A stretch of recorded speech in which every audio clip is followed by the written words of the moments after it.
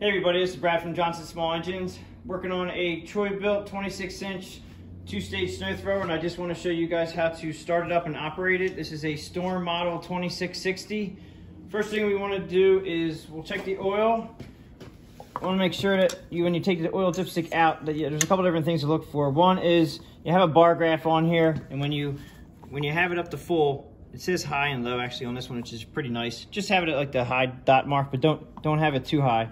And then the other thing is we have a couple notches on this. You have two notches here, and then you have one notch here that goes into your dipstick tube over here. So the dipstick tube has one notch on one side and two notches on the other. You got to make sure you line these up correctly, or you'll have the dipstick get stuck in the tube, and that's not a good thing. So the oil's perfect. You want to make sure you check the gas. I would suggest full, starting with a full gas, gas tank. I use high test and everything here at the shop, and I would suggest using high test. It's just a better fuel and just the highest octane at the pump. It's probably good. As far as the controls over here, we have throttle down here, and you have your stop, which will turn it off. Then you have your turtle, and then you have your fast. Now, I normally start it up right below the rabbit, which is right about half to 3/4 throttle. If you start it up on full speed, sometimes it'll shut down real quickly depending on how cold it is outside, because it has to warm up a little bit to actually run better. And then once it's warmed up, go all the way up to rabbit. So I'm going to leave it about half throttle here. Right here is your switch for the on and off, which you can just leave this key in. You don't have to take that key out usually ever, because if you want to turn off the machine, you can just turn it to stop and it turns it off. All right, then you have a primer bulb. This is for cold conditions. Of course, if it's snowing outside, it's going to be cold, so you're going to be 32. So you prime that usually once or twice, and it's granted it's like 60 degrees in the shop, so we probably won't even need that today. Then we have the choke up here.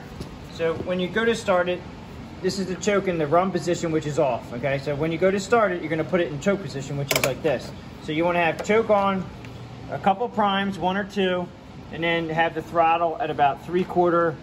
A little bit below 3/4, about half. And if you're doing it in a little bit warmer condition like a garage, it'll be a little bit easier to start up.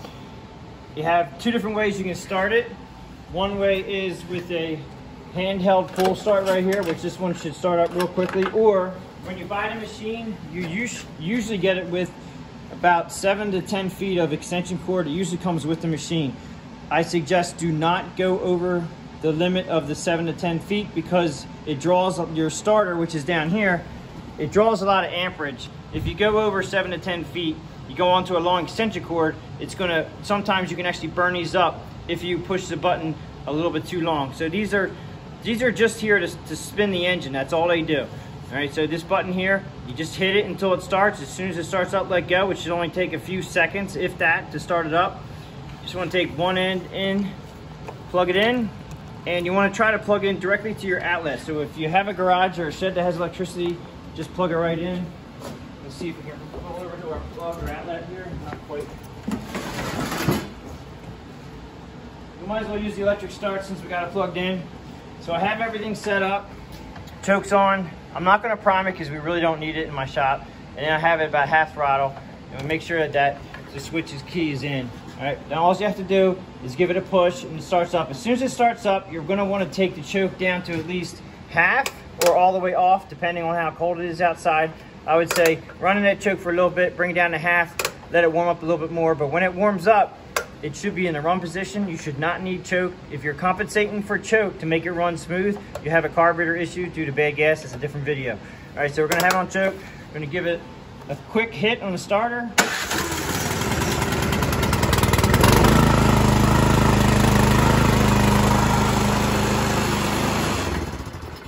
Okay, so once it starts up and it's running, you're going to pull out your extension cord. Be careful.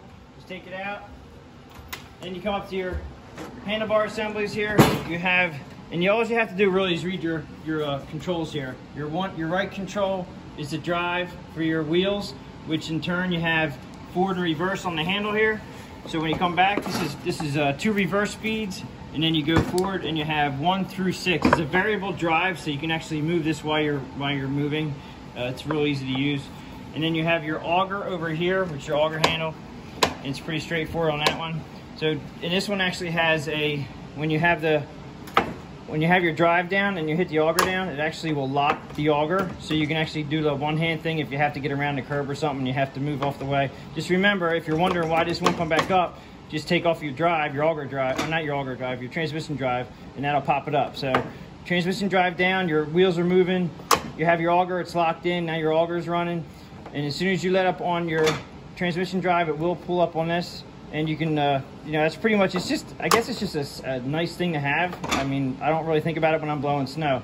As far as just something to keep in mind when you're blowing snow, if you have your auger handle down and you're blowing snow, try to keep the auger handle down until the chute is clear and clean of snow, and that'll help you prevent clogs. If you let the handle up and there's still snow in the augers, it'll get cold, it'll get jammed up real quick. It only takes a minute for it to start to set up, and then you hit the augers again and you can have a clunk of ice in there. So just keep that in mind when you're throwing snow. When you're done the pass, you want to just make sure that you let it all come out the chute, and let it all come out to clear itself out before you let off the auger handle.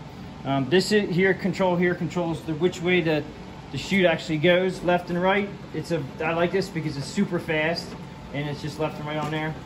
And as far as the angle of it coming out, right here, definitely my suggestion is do not do this. A lot of people like to throw it right down to the side. That will actually help clog it up quicker if you're not careful. The higher you can throw it, the better off you are, but you got to be careful with neighbors. You don't want to hit cars or neighbors. And this is just basically a wing plastic nut that you can actually just tighten up. If you have it, you can actually do it to where it's a little bit loose, but I found that just from my experiences with these things, you got to tighten them up pretty good or they'll move on you. This is a handle here that is made to unclog clogs in here. This is what this is for. So if it gets clogged up in there, you just use this handle and unclog it, and you can do it for the front too, because you basically don't want to put your hands in the front. So we can come around to the front of the augers, and I just wanted to show you on the augers, on this one there is actually shear pins. There's one here, and there's one on this end. There's one over here and one on that end. So that's 4 shear pins, and these are designed to exactly what I said. They're designed to shear. So if something gets caught in here, these will shear. It's something that you want to check every time it snows. Once it snows out of here and melts out of here, just put it on your hand, move them, make sure they're all pretty much tight, and make sure all the pins are in. And there is a spot on this guy's back on the handle where they actually, it's a spot for 2 shear pins that you can put in here, and it looks like this guy has already used his shear pins. If you need to order shear pins, you can go down to your model of your machine, which is down at the bottom below your engine. And the model starts right here. It's a model number. You can take this model number and you can go to any website that has Troy-Bilt parts for a snow thrower. You put this model number in, and then you can look up all the parts you would need for this, and I'm sure you can find somewhere that would send it to you. They probably even have this stuff on Amazon. So pretty much that's how you would operate the machine. If there's any questions, give me a shout, leave a comment. If I missed something, I think I covered everything pretty well. Please give it a thumbs up if you like it, and please subscribe. Thanks for watching.